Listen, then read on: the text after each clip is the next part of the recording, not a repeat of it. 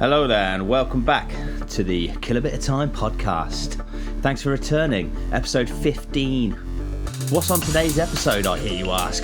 Well, today we're going to do a cheeky little recap, talk about fudge, Mongolian throat singing, that sort of thing. And then we're going to move swiftly on to the bread and butter of the episode, which is going to be about the Grizzly Man, Charlie Kirk, musings of the week. And if we've got time, we're going to have a dip into the garden, so sit back, relax and enjoy. Got a sip of my old brew there, of course. So, welcome back. Thanks for listening for another invigorating episode of the Kill a Bit of Time podcast. I'm going to start today with a cheeky little recap, to let you all know where I'm up to with what I'm doing and that, you know what I mean? So the fudge is on a back burner. I've pushed that to the side for the minute. I've got the hang of it. So I'll tick that off as done. I've done it. I'll light that flame again closer to Christmas. Some cheeky little presents. And then what I said I was going to do is sort out the old Mongolian throat singing and have a good old little crack at it every now and then. And anyone who doesn't know what it is, it's this sort of like singing you do with your throat that the Mongolians, I think, must have come up with because it's called Mongolian throat singing. And anyway, I've been practicing whenever I can. It's quite a tricky one because there's never a good time to practice Mongolian throat singing. Whatever you do, wherever you are, you're going to look like a fucking weirdo when you start busting out a bit of Mongolian throat singing. So, there's two parts to it. The first part of it is getting the vibrations in your throat down, which I've nearly got. And then once you've mastered that, then there's a certain shape you can put your mouth, a certain way you can do it, where you get high-pitched sounds as well. I've played it in a previous podcast. Feel free to go and have a little look. But I'm going to do a little recording now, just to let you know where I'm at with that one.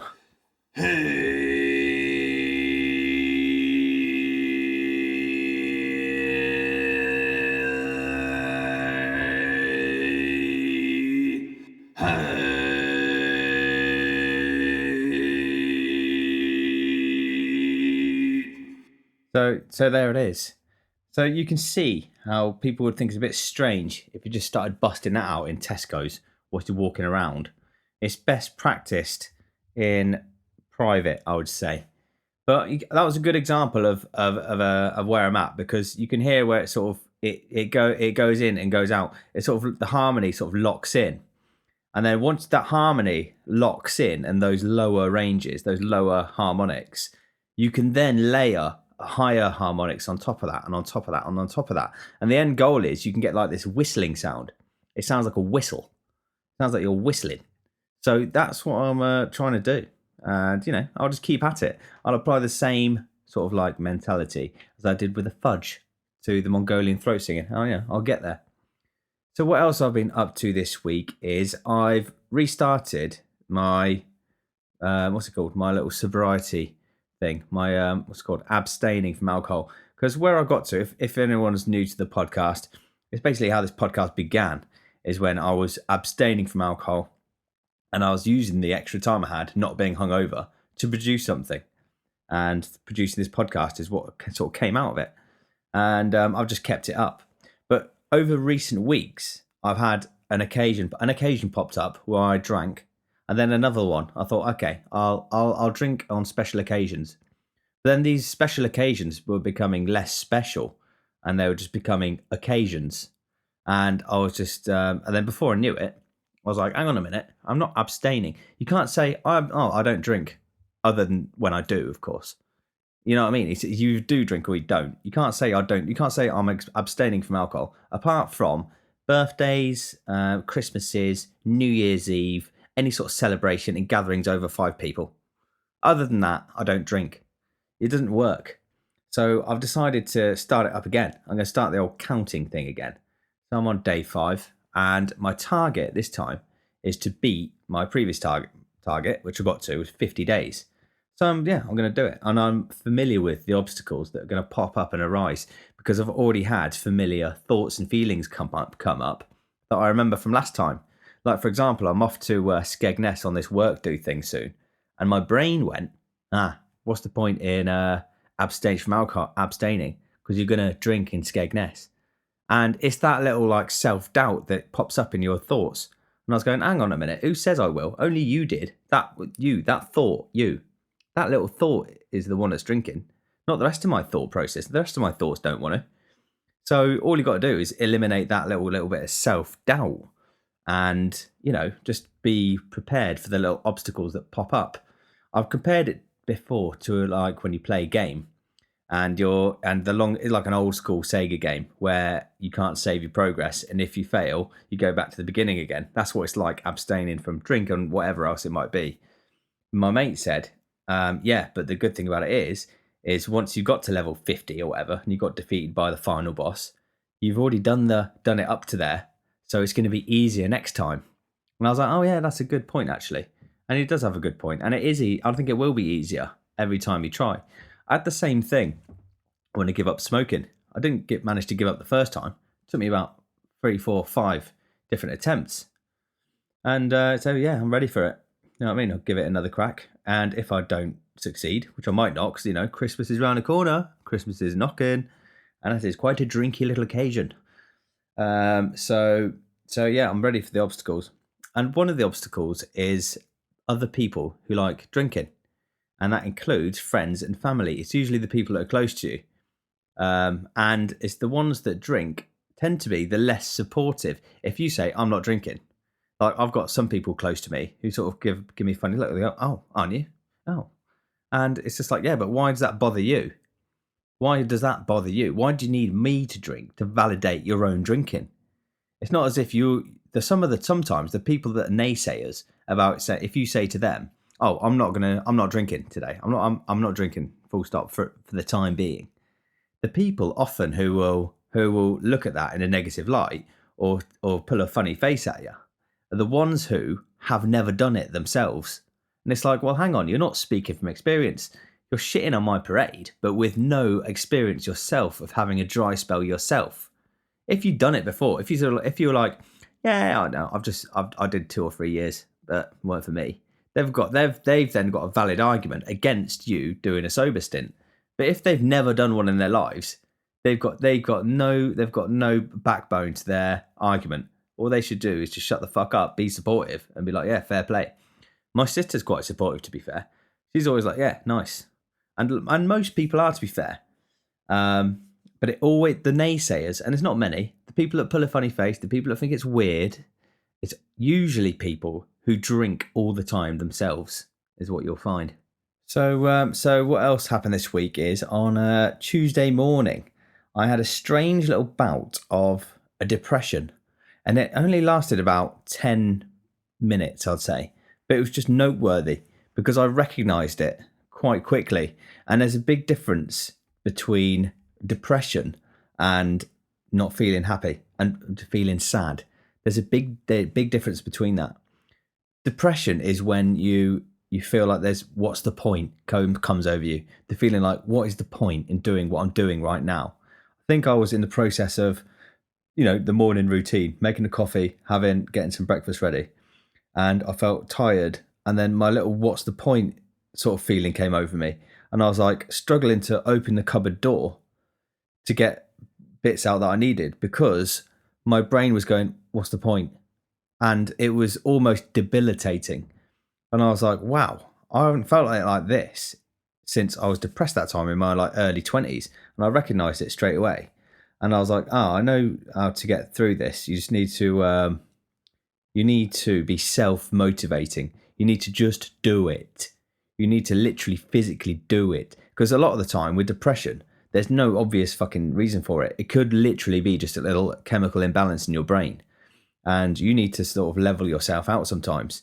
If you fall victim to it and you let it take over, because what happens is with depression, it often comes hand in hand with lethargy.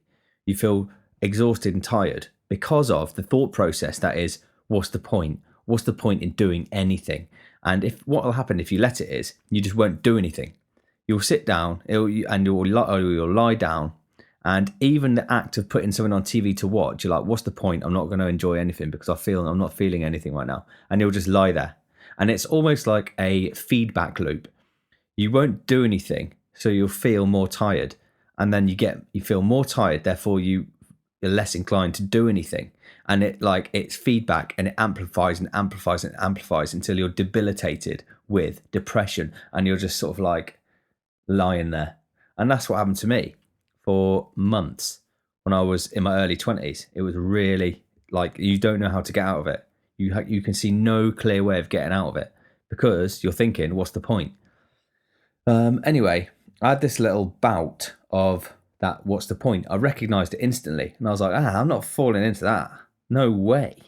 And I was like, right, and then I needed to, even though I felt tired, like a lot of the time, even if you're tired, it shouldn't be an excuse not to do stuff. And I learned that more from when I've had my little girl, when she was a baby.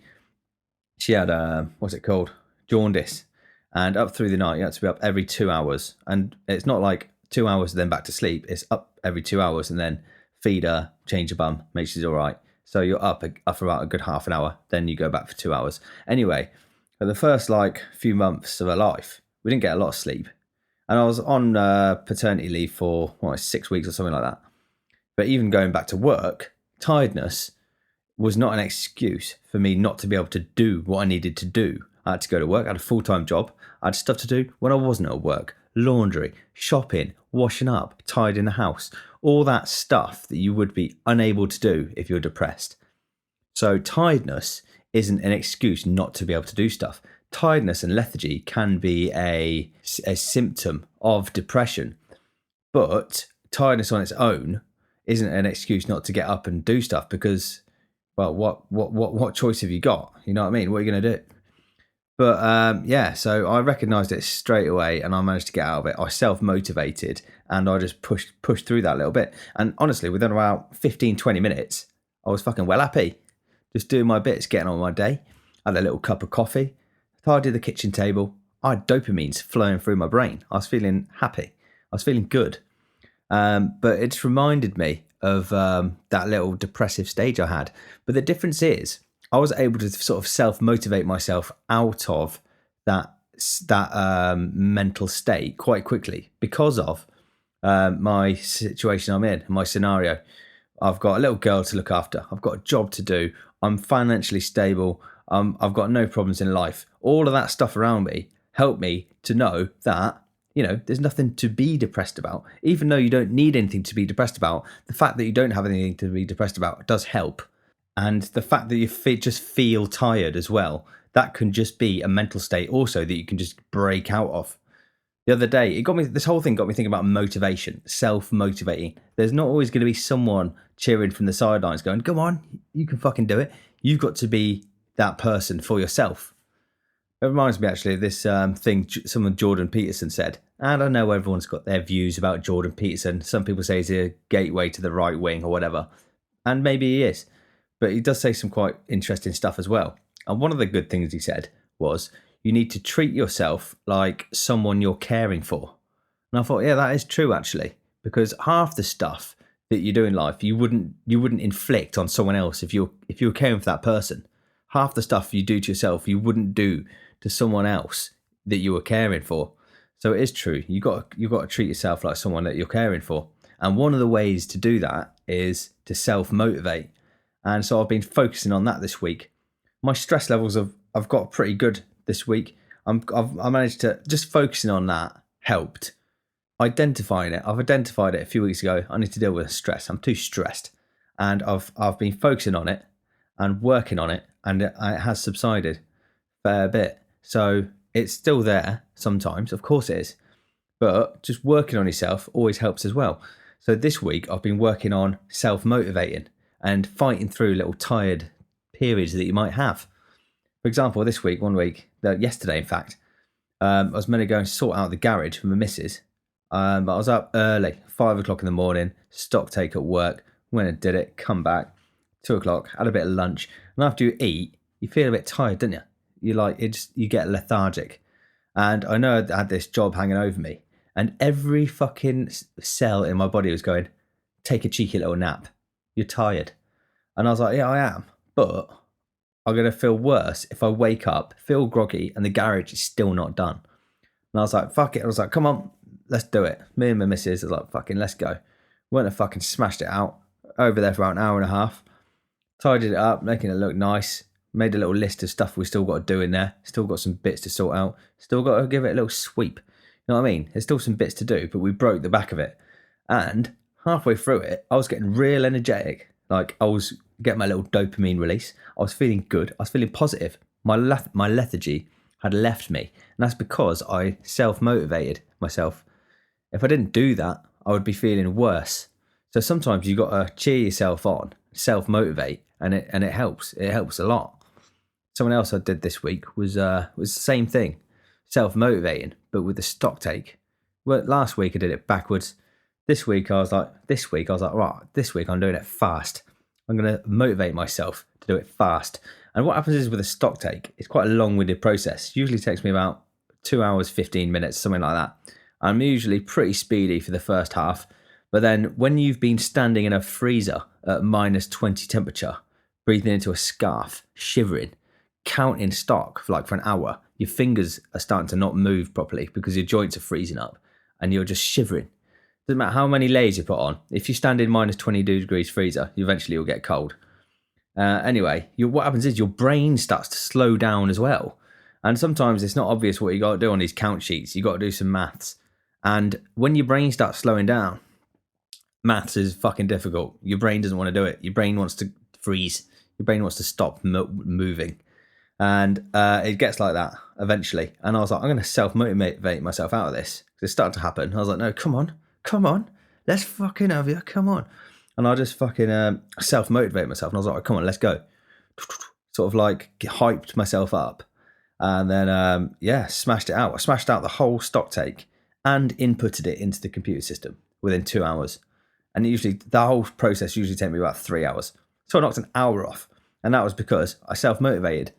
And my little reward for that was I was finished early doing that, which meant I could go home and go to nursery, do nursery drop-off with my missus. Because I loved doing nursery drop-off.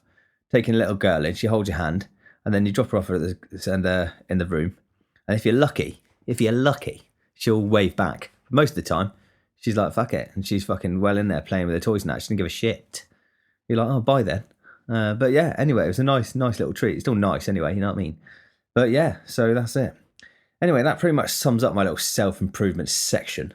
And then I'm going to move on to, I realised I'm starting to do quite a lot about what's happening in my week. And I'm just describing little musings and things that I found noteworthy in the week. So I'm going to give it a little jingle. And the name of the feature, I'm going to call it, this has now become a feature.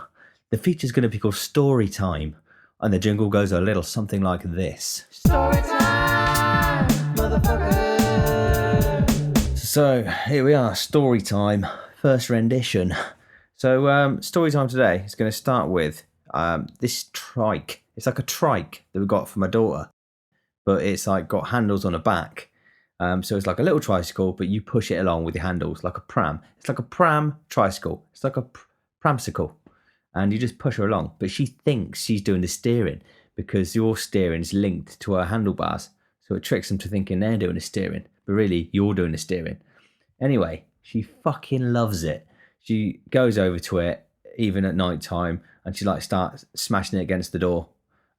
Crying. Not crying, but sort of like shouting at you. And you can't reward that behaviour, so you've got to sort of ignore it sometimes. Otherwise, you're sort of you're sort of teaching them that you get a reaction when you behave a certain way. So sometimes it's best just to fucking ignore it, even if it's annoying, and you can't watch telly. You just got to ignore it, and otherwise you're reinforcing that behaviour. Anyway, that's another story. We had a little plan to take her out in the tricycle. Usually we just go to the shop and get a bottle of milk, and she loves it. But this time we're like, right, we'll put the trike in the car and we'll take it down to Weymouth seafront and wheel her along the seafront so she can look at the seagulls because she fucking loves birds. She always points at them and makes funny noises. And like, yeah, it is a bird. She fucking loves birds. She loves dogs. Anyway, she'll see plenty of them on Weymouth. So we thought we'll take her down there. Anyway, started getting the trike ready. She was getting well excited. Started like getting real giddy, like she does before dinner time. Started like pacing around, making funny little noises, running around, getting real excited. She knew it was trike time. So we got outside.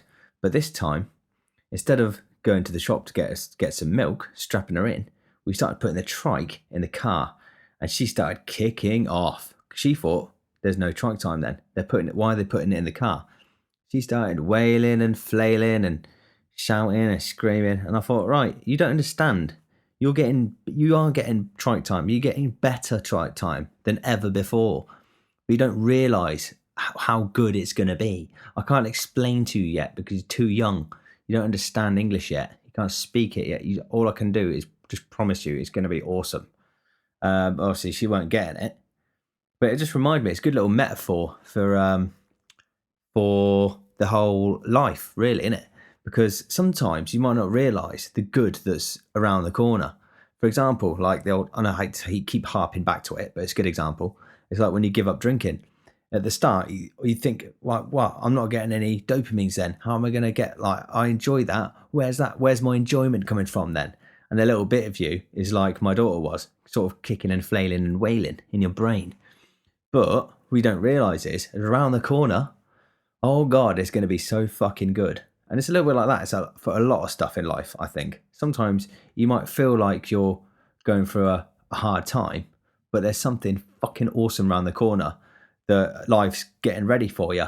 And life's just saying, hold on, mate, just fucking steady on. I've got something good planned for you, life. This is life talking to you now. And you're like the little kid who's kicking off, thinking you're not going on your trike, when life has got something fucking awesome planned for you. So sometimes you just got to sort of like realise that, hang on a minute, there might be something good. I might be going down Weymouth, looking at the dogs and the birds. Mostly metaphorically speaking. I don't know what the dogs and the birds are metaphorically in this situation. Just something good. Something good coming. Anyway, I want to get onto that. The trike. But yeah, so that's what we did. And she fucking loved it. I realised that story time seems to be just story time with my daughter. And what else we did with my daughter this week was TV. So my view on kids TV is sort of keep it away from them for as long as possible.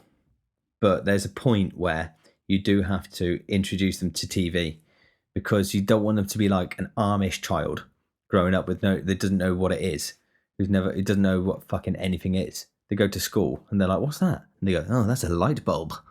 You know what I mean? You need to introduce them to the technological world at some point.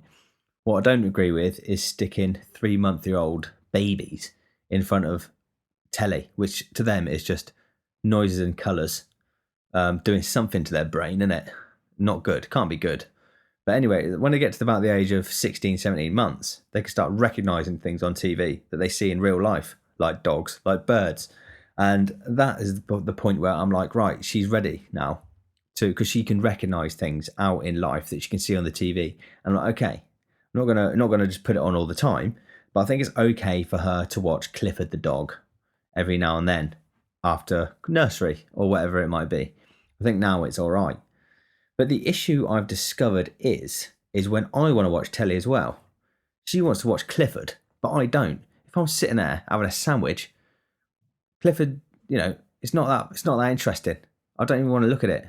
It's this, and it's just boring. It's boring to me. So I was like, Liv, do we have to watch Clifford? And she's like, duh, pointing at the telly. And I was like, I know you like the fucking dog. And I was like, hang on, how about we find a compromise? And I found a great little compromise. South Park, brilliant. I like it, entertains me, and it's a cartoon as well. Every now and then there might be a little dog or a cat in it, you know what I mean? So I get entertainment, she gets a nice little cartoon, everyone's a winner. So yeah, that was my little hack for that one. Stick on South Park.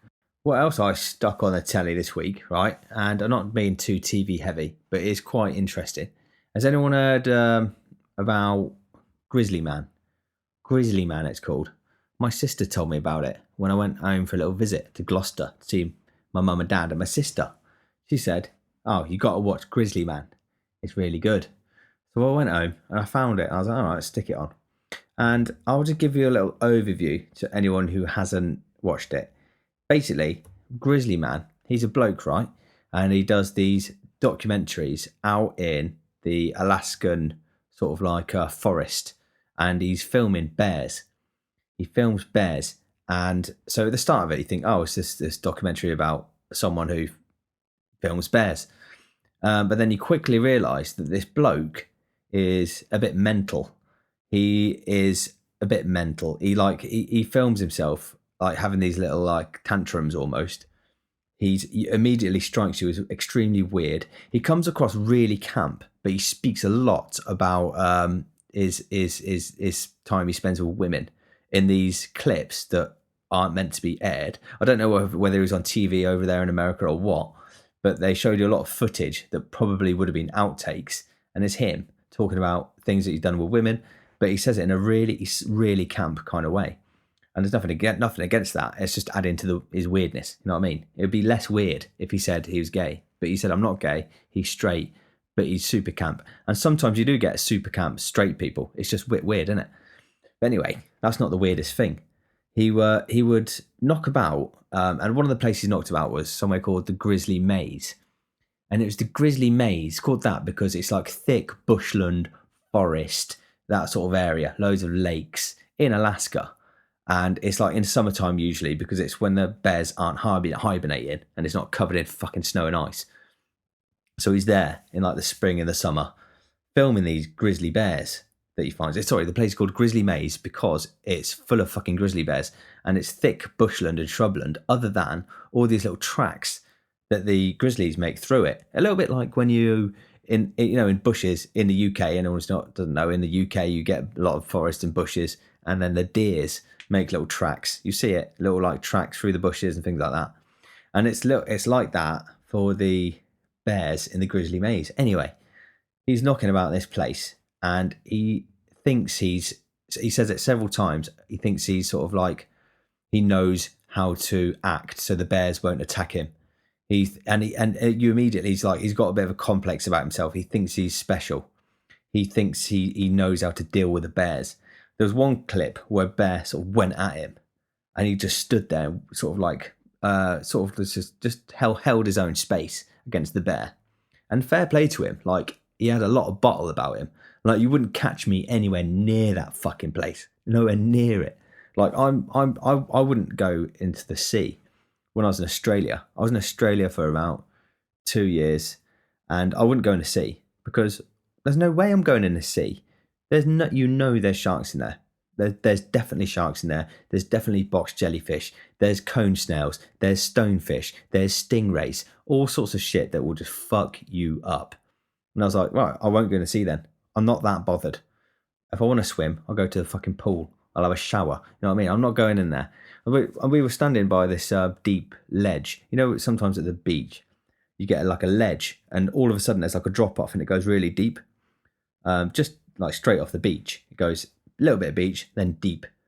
My mate was standing there and he was about to jump in. And we saw this massive fucking stingray just float on past. And I was like, nope, no way. Why? I was like, you mental. Why are you going in there? That's definitely dangerous. And yeah, just a little quick note about sand actually. So we stand on the sand. Apparently sand is called sand because it's between the sea and the land. And it's the joining of those two words, sand, sea and land. Anyway, that's a bit of a fun fact for you there. But anyway, where did I go with that? Oh yeah, so that's why you wouldn't catch me in the fucking Grizzly Maze. Like this fella. And he prided himself on it because he said he thinks he knows how the bear's mind worked. And to be fair to him, I think he was doing it for years, like 10, 15 years, going there every fucking year. And it was a miracle that he wasn't eaten by a fucking bear sooner. Obviously, I've given it away now because that's what eventually happened to him. And but he just thought he didn't need. He never brought a weapon. He never brought a mace. He was just camping. It was just rough camping in the Grizzly Maze all spring and summer, trying to get footage of bears. And it was weird. He was like used to like film them, and he would give them all names because he'd recognise them, like Mr. Chocolate and Wendy, and he'd go, "There's Mr. Chocolate. Hi, Mr. Chocolate. How are you today?" And it'd be like that, and you'd be like, "Oh my god, this guy's actually mad." Like these bears are about fucking 5 foot away from him. At any given moment, they could just go and fuck him up. And but fair play, like most of the time they didn't, and I think that must be because it's like they didn't need to. They had enough food. But I think it was the end of a particularly dry spring and summer. This one bear, it was an old bear. I think this bear was in its 20s. He was filming it, and you could see it was struggling for food because it was diving to the bottom of the riverbed to try and get like fish carcasses and things like that of dead fish. And anyway, this bear was old. It was hungry. It was towards the end of summer. It needed to hibernate soon. And it was a little recipe for disaster. This matey boy, this grizzly man, was filming it. And obviously this bear was like, I need to eat. And although I wouldn't usually eat a human, for whatever reason they don't. I don't know why they don't usually do that. They're meant to be really dangerous. I don't know why they didn't attack him sooner. But anyway, this bear got it into his head. He's like, right, I'm eating you. And then the sort of the cold reality of the situation of nature kicked in. So it doesn't matter how friendly you think you are with these fucking bears. If they need to eat to survive, they will fucking eat you. And anyway, they had him. They had him and his missus that he brought along with him. And they tore him apart. And what happened was he was about to do a recording, but luckily he didn't take the lens cap off because he was getting ready to record. But the camera was running, and there's an audio clip. You can get it on YouTube of him getting eaten alive by this bear, and it's horrific. Like you can hear him. You can almost hear the moment when he knows he's fucked because he tells his missus to run. He's like, "Get out of here! Get out of here!" And you know then that he knows that there's no chance for him. The first like 30 seconds, I think he's sort of like in denial a bit. I think he's fighting off a little bit. He's screaming. He's in pain. But something changed about halfway through that clip. His tone of his screams changed. And he's telling his missus to get out there. And you just knew that he knew he was fucked. But anyway, yeah, he was just a bit mental. Some people said that they think it might have been a strange form of suicide, because he never went with any weapons or means of self-defense. And even if you believe these bears to be friendly, you still take some self-defense. You know what I mean? There's still a chance that it's going to fuck you up, innit? Especially if you bring your missus with you. Bring someone to protect her at least, you know what I mean? Anyway, he didn't. And so my little synopsis of the situation is that he was just mental. I think he had a bit of a complex, a bit of a god complex. I thought he might think he was a bit invincible. I think he was a bit of an outcast in society, and he was getting attention through these videos that he was getting, media attention, social media, real media. I think he might have had a TV show, but he was feeding off of that, and all of that sort of that exposure made him sort of. It seemed like he saw himself as that media figure rather than what was going on. He was sort of looking at the whole situation through these spectacles of media. He was looking at his life through his own screen that he was creating, instead of looking at the cold hard truth of, hold on, mate, you're not invincible, and at some point, you know, you're going to learn a lesson. And he did. But anyway, that's my my little take on Grizzly Man. What else I've got for you this week in story time is a little bit about Charlie Kirk. I think it's been a respectfully long enough time now to talk about it. And I have not gone off and researched it because it's no point. There's no point. There would be so many different opinions, so many different views, so much bullshit to sift through, so many conspiracies, and there's just no point even opening that little tin of worms. So I'm just going to give you my little overview of what I think is going on here. First of all, Charlie Kirk, right wing. He's right wing, and he's got these views and opinions that you could pretty much predict what they're going to be based on his political stance. He didn't agree with abortion. He was a Christian, against transgenderism and all that sort of stuff. And I don't agree with probably 75% of what he said. But where I think the leftists fall down is where they say he shouldn't be able to say what he's saying. Well, yes, he should. I think freedom of speech is definitely something that we need to uphold. People get annoyed with him. They're going, oh, fucking Charlie Kirk, you shouldn't be saying this stuff about women. They have a right to have abortions if they want them. Yeah, if you don't agree with what he's saying, don't watch him. Don't go to his fucking speeches, whatever they are, and don't watch him and don't talk about him. It's your choice to do those three things. Everyone's got a right to say what they think, just like you've got a right to say, I don't like what Charlie Kirk says. You've got that right to say that just as much as he's got a right to say whatever the fuck he wants to say. And most of the time, he's answering questions that people are asking him.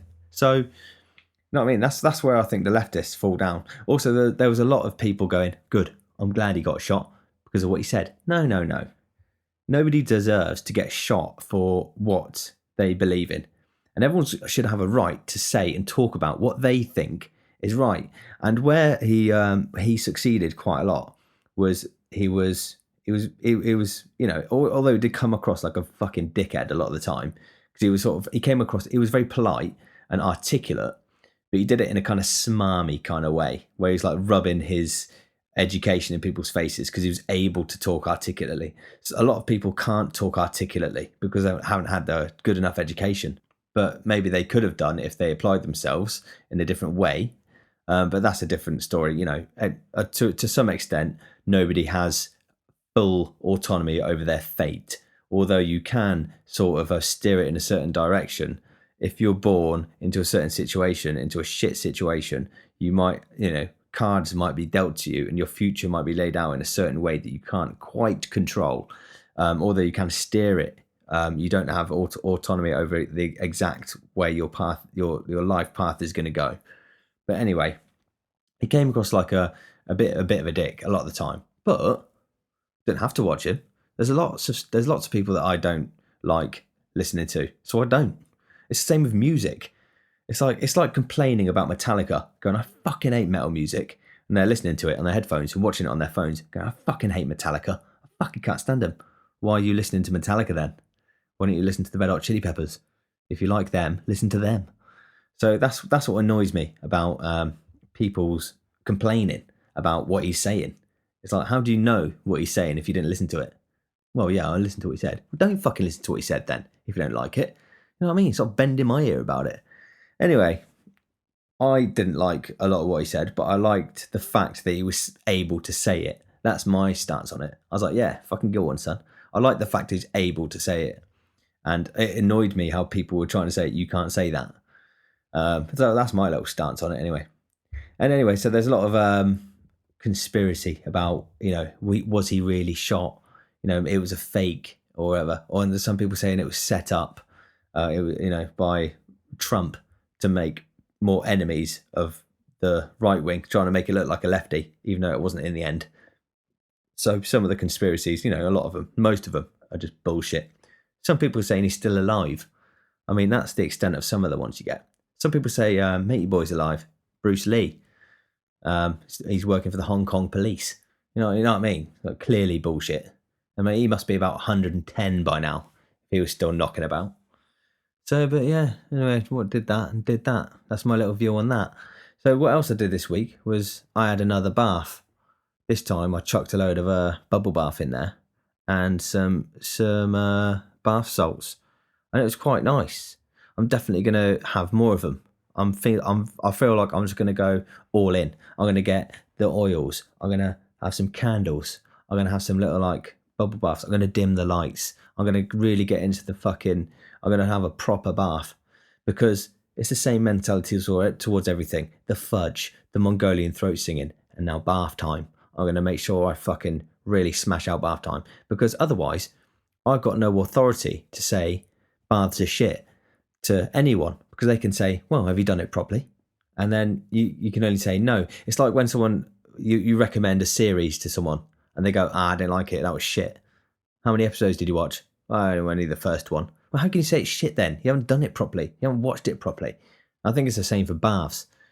You can't have a good opinion on it unless you've done it properly. So that's what I'm going to do. But anyway, I had a bath, and then I got out my bath, and then immediately, and it was great. It was relaxing. Whilst I was in the bath, I didn't feel stressed. I felt lovely and relaxed. And I was hoping that feeling of relaxation was going to carry on through the rest of my day, because that's what it's all about, isn't it? But it didn't, because I got out of the bath and I immediately had an argument with Siri on my phone. And I don't know if anyone uses Siri, but I keep trying in the hope that it sort of catches up with the rest of the AI world. But it's not. Siri's fucking stupid. Siri is shit. Every time I try and use Siri, it just bugs me because of how fucking stupid he or her or whatever it is. So I got out of the bath and I was like, right. And I was thinking about this flatbread I was going to make later. I was going to make a flatbread. I did make a flatbread with lamb, but I was going to get lamb mince, press it down into an oven dish, and then cook it and then cut it into little strips. So it's almost like a little kebab. And I was like, oh, I can't wait to do that whilst I was getting out of my bath. And I thought, whilst I'm drying myself, I'll get Siri to tell me a little recipe of like some herbs and spices I can mix in with the lamb mince. So I was like, hey Siri. And then it did that irritating long pause. I went, mm-hmm. And I was like, tell me a recipe that I can use for lamb mince to make it taste Turkish or Greek. And then it said, here's some recipes from Google I found for you. And I was like, no, tell me. My hands are wet. How am I going to pick up my phone? And look, the whole point of me asking you is so you could fucking tell me. So I said, right, Siri, tell me the recipes. And he went, here's some recipes I've got for you. And I was like, no. And I was like, right, Siri surely has to be inclusive. It can't discriminate. So I was like, okay. And I was like, right, Siri. Hey, Siri. He went, mm-hmm. I said, I'm blind. So can you tell me what's on the screen? Can you read it to me? And then it said, unlock your phone to go to settings to unlock this feature. I was like, I can't pick up my fucking phone. How am I meant to do that? I can't pick up. I've got wet hands. But he sort of had me there. Siri had me in checkmate there. So I was like, right, hey Siri. And it went, mm-hmm. I was like, I've got no hands and I'm blind. Can you please read out the recipe for me? And it had a long pause. And then it said, I do not understand what you want me to do, or some shit like, I don't understand this fucking command. I was like, you fucking stupid piece of shit. And there I was, fucking butt naked in the bathroom.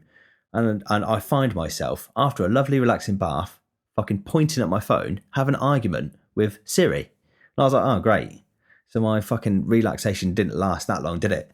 So I immediately having an argument with a robot that's less intelligent than 99% of the artificial intelligence out there. I don't think Siri is artificially intelligent at all. In fact, I don't think it's got that program built into it. And why not? It blows my fucking mind. Why not? Surely Siri should have it if everything else does. But I think it's because they're trying to monetize it, aren't they? Like I've tried downloading a few apps every now and then, these AI apps. They're all subscription at the minute. So I'm just going to wait. I'm going to wait until Siri gets the upgrade.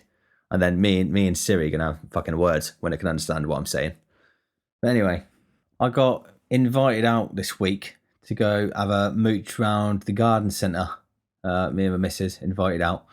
And I didn't want to go. For a start, it's the wrong time of the year for it.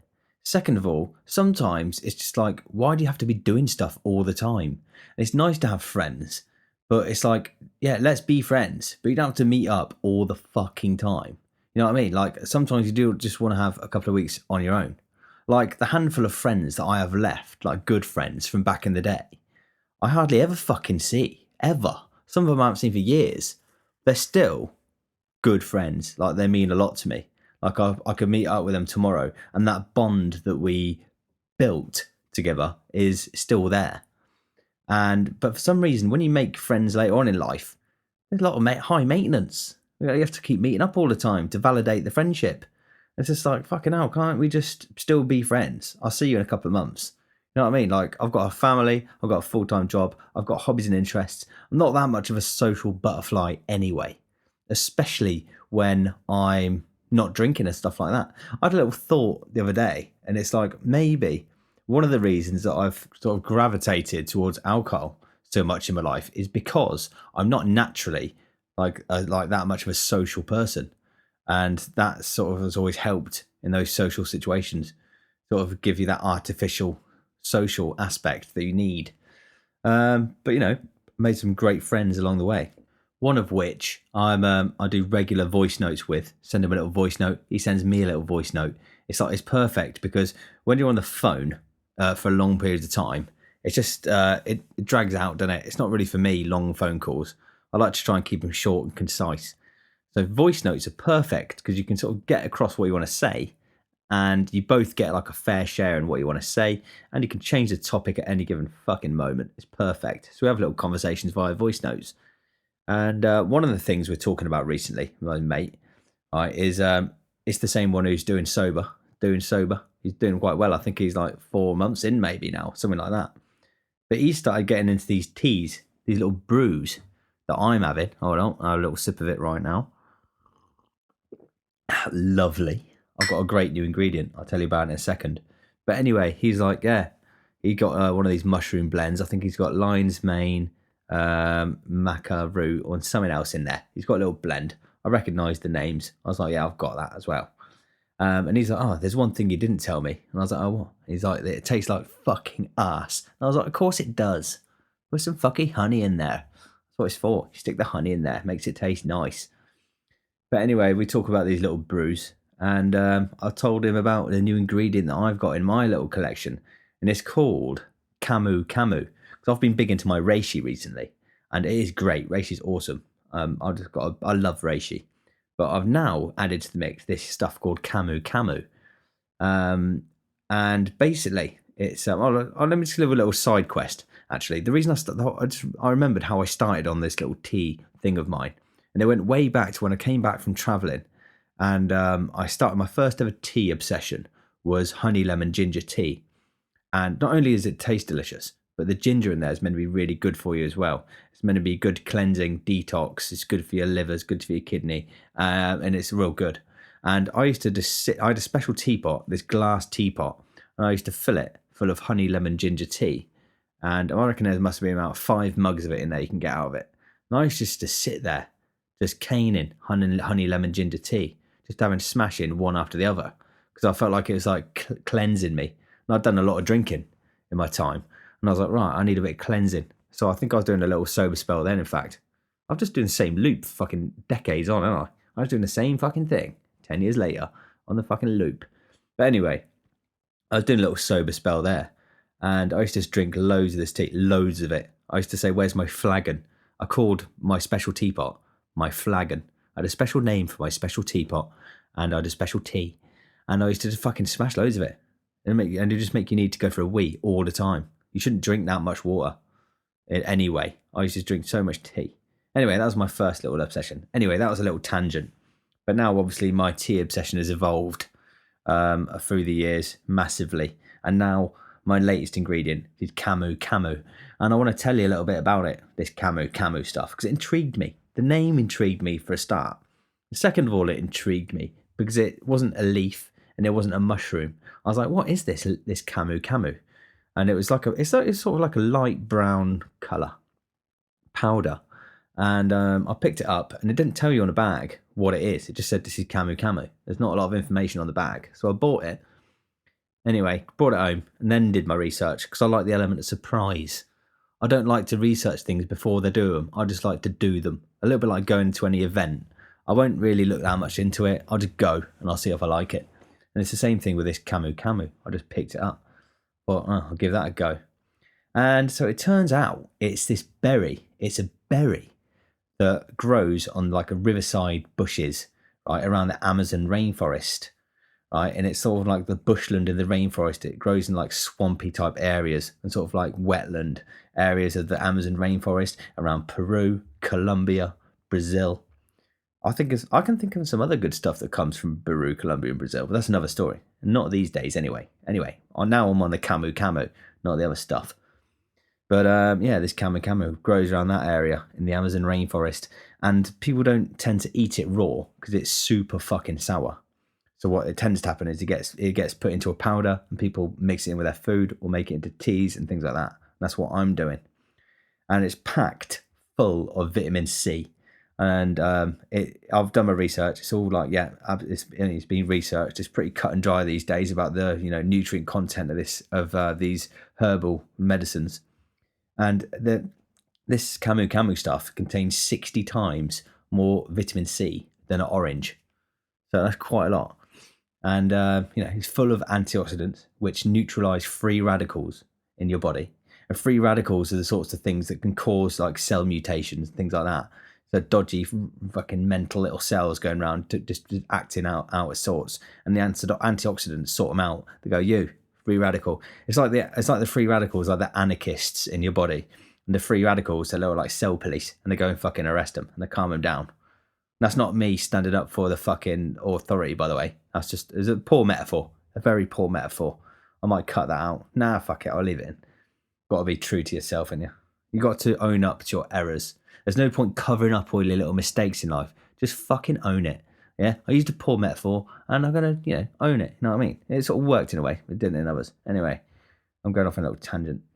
And then the reason it's called camu camu, this berry, is because what happens is it grows over the riversides in the Amazon rainforest, and it drops the little berries on the river, and then the fish pop up and eat them. And what happens is they make that little sound when they come up and grab a berry off the surface of the river. They go, couple, couple, couple.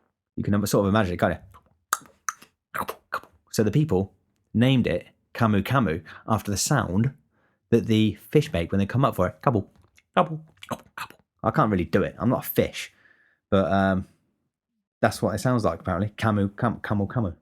But anyway, that's it for story time today. Story time accidentally took up a large percent of the today's podcast, but I think I've got just enough time to slip in the age-old feature now. That is in the garden. In the garden. In the garden. In the garden. Here we are in the garden. And what I've done in my garden today was just have a cheeky little sort out, because it's sort of getting towards the end of summer. Everything's getting a bit back-endish. I've neglected a few bits. My tomato plant is dead. And I'm like, right, this garden needs sorting out now. I've neglected it for the past few weeks. So me and my missus and little girl went in to sort the garden out. And it was lovely because my little girl loves it outside. It was a bit nippy, so we put a big puffy coat on. And I started troweling up sort of like the sort of muddy areas where there's no plants, where the sort of little weeds are coming through, just to tidy it up a bit, make it look nice. And she was doing her a bit of troweling as well. She didn't know what we were doing or why we were doing it. She just liked joining in. She had a little trowel. She's digging around. I was digging around. I looked over at her. She looked at me. She's all snuggled in with a little puffy coat, and she had a little snotty nose. And I was like, this is brilliant. This is great. You know what I mean? This is what life is all about. This, now, in this moment. Little girl, snotty nose, looking at me and just loving it, not knowing why. She didn't know why. I looked around 5 minutes later. She had mud all around her mouth. I was like, have you been eating the fucking mud? She now knows that she's not allowed to eat mud. She waits till we're not looking before she starts eating the mud. So she's sort of learning. But anyway, whilst we was digging around, I noticed all these fucking little shoots coming up everywhere.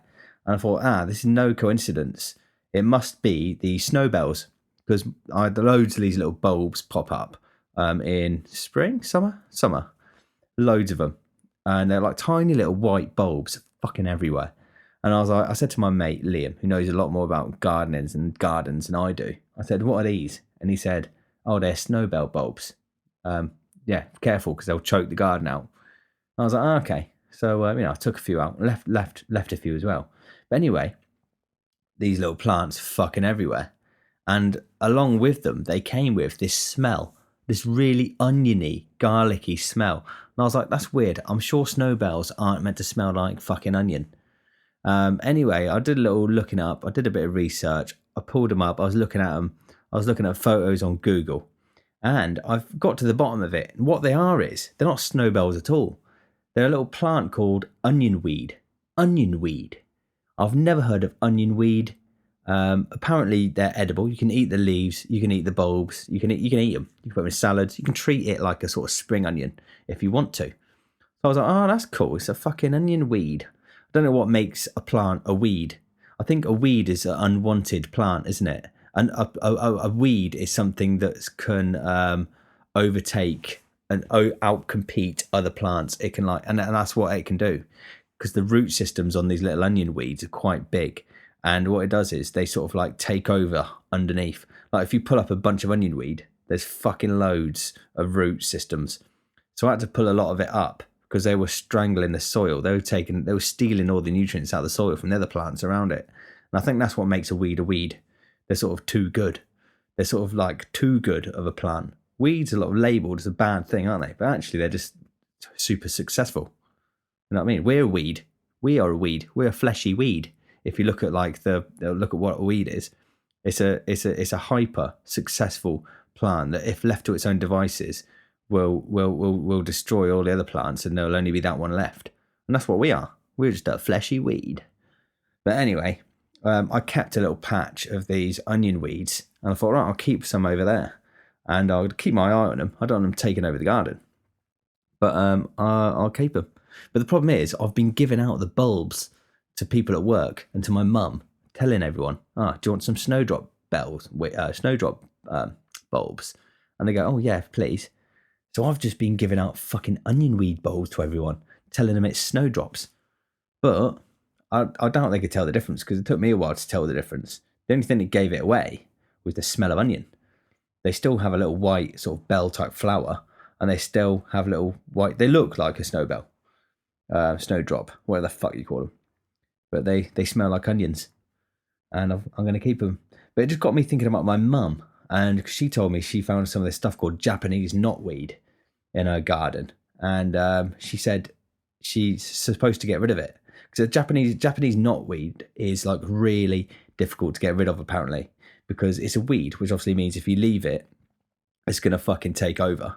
But it's so good. It's such a good weed that it's illegal to have it, because it's gonna fuck things up. And so the reason it's so good is because it has such a deep and wide root system. Its roots can go 10 foot deep and 15 feet across. It's impossible to get rid of, because even if you drag it all up, it can regrow even from a tiny fragment of its root system. If you leave any of its root there, and bearing in mind it's 10 foot deep, 15 wide across, you leave any of that weed in there, it's going to regrow. So it's next to impossible to get rid of once it's established. It can destroy buildings. It's really like hardy little weed. It gets into everything. It can destroy concrete. It'll utilize any little crack in a building, and it'll get in there, and it'll just sort of like push it apart and destroy buildings. And that's why it's illegal. It's illegal. It's listed under Schedule 9 of the Wildlife and Countryside Act 1981. And if you get caught with this plant, or no, you're allowed to have it. You're not. What is it? You can't have it if you get seen not to be controlling it, and it gets into your neighbour's garden or whatever. They can sue you. If you get caught planting it or cultivating it in any sort of way, then you can have up to a £5,000 fine and 2 years in fucking prison. You know what I mean? You get less for growing fucking marijuana than planting these bad boys. And I thought to myself, maybe I should get some and plant it at work and just watch it wreak havoc. You know what I mean? But you obviously don't want to get caught fucking doing that.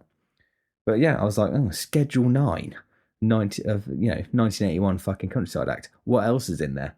And they've got other plants in there, like something called giant hogweed.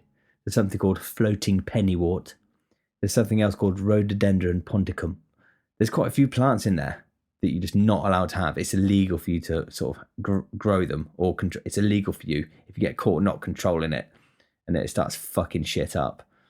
Just imagine that then. You're in prison. The person next to you stabbed someone, and they're like, what are you in for, mate? And you're like, rhododendron. Let it get out of hand. You know what I mean? And they're like, oh, fucking hell, stay away from that. Stay away from that cunt. Got fucking, he's been cultivating rhododendrons. But yeah, I knew this bloke once back in Northampton. I did a previous podcast about him. I won't say his name, but he got done for quite literally stabbing a woman in the vagina with a broken bottle. And he's not my mate, actually. You're going to make that clear. He's not my mate. I know him. And, he got less time. He got less than 2 years for doing that. So they must take it pretty fucking serious. But anyway, I just don't know why we're trying. I'm sure there may be a reason, but why are we trying to control things all the time, like these Japanese knotweeds? Just leave them. You know what I mean? Why are we meddling with fucking nature all the time? And some people say, yeah, but they're an invasive species. They wouldn't be in the country unless humans brought them over on their boot, a little seed in their boot or whatever. Like New Zealand and Australia, they're all fucking anal about that. And I was like, yeah, but what people are forgetting is we are nature. We are nature as well. It's not nature and us. We are nature. And just like a Japanese knotweed is a part of nature, even though it likes to take over things, so fucking we. Just because we're an invasive species doesn't stop us from being fucking part of nature. Just let nature do its fucking thing. Stop trying to save the pandas. Why are we trying to save the fucking pandas? They don't want to fucking knock about. Why are we trying to fucking save them then? You know what I mean? They're literally trying to die themselves out. They only eat one thing. They only eat bamboo. They don't like having sex, and they're pretty much suicidal as far as I can see. They like to climb up really high on trees, and they fall out all the time so they fucking kill themselves. What are they doing? Like, just let them be. Just fucking let them diddle off. And people always get their fucking knickers in a twist when things like become extinct. But I don't see the fucking issue. Like, things go extinct all the fucking time. Probably people won't. Most people probably don't know, but I looked it up. The most recent thing to become extinct is a fish called the Yangtze sturgeon, and this is sort of like a Chinese paddlefish, they call it. Any of you bothered? I'm not fucking bothered. I don't know anyone who's bothered. I can't think or believe that anyone would be bothered if I told them about that. Nor would they give a shit. So it's like, why are we being selective about pandas? Because they're cute and fluffy. But we care if they die out. But we don't care if a Chinese paddlefish dies out. You know what I mean? Why are we all doing favoritism all the time? And not only that, but things are getting discovered all the fucking time as well. New species coming along. The most recent thing, or one of the most recent things to be discovered, is something called a rough skin suckermouth catfish, and that's been found in Zimbabwe. Never been found before. We just discovered it. It might have just been a mutated fucking thing. It might have just recently evolved. I don't know. I thought evolution is a gradual thing. Things are all constantly evolving. So we just, at some point, we cut a line and we go, right, it's not that anymore. It's now this. You know what I mean? Maybe the old sturgeon, the Yangtze sturgeon, evolved into the suckermouth catfish. I don't know where people draw the line before something's calling it extinct or it's evolved into a new species. I don't really understand that. You know what I mean? So eventually we evolve, don't we? And we become different. So eventually that rough skin catfish, for example, might not have had rough skin before. It might have evolved to have rough skin. But so where do we draw the line? But when it started getting rough skin, we go, right, that's not one of those anymore. It's now got rough skin. We call it a rough skin catfish. The regular one is now extinct. Yeah, but it came from that one. So it's not extinct, is it? It's just evolved. I don't understand that whole thing. Do you know what I mean? But anyway, we're finding new stuff all the time. There's something recently being found called a vampire hedgehog. That was found in 2024 in Vietnam. And it's sort of like soft fur. It's like a furry little hedgehog with fangs. And it's about 14 centimeters long. And it lives in Vietnam. And they just found one of them as well. So just, you know what I mean? The moral of the story is, let your weeds be. I've got a patch of onion weed. I'm going to leave it. You know what I mean? Weed is just a plant, just like any other. So anyway, that is all I've got time for today. I've run a bit over today. So I'm going to leave you with just a little riff about the Grizzly Man. Because I ain't got time. I ran a bit over today. I haven't got time for a fully fledged skit. So I'm going to give you a cheeky little riff. And here it is. Enjoy. Have you seen the Grizzly Man? A documentary online about a man who crossed the line and paid for the mistake with his life. I think he's a bit mental. To do what he did was deranged. To hang about all summer long with no gun, camping in the grizzly maze. Oh, why, hi there, Mr. Chocolate. No, stay back, Mr. Chocolate. No, Mr. Chocolate! Mr. Chocolate! No! Help! Save me! Save me! They're killing me! Killed a bit of time, didn't it? Not a mean. See you later.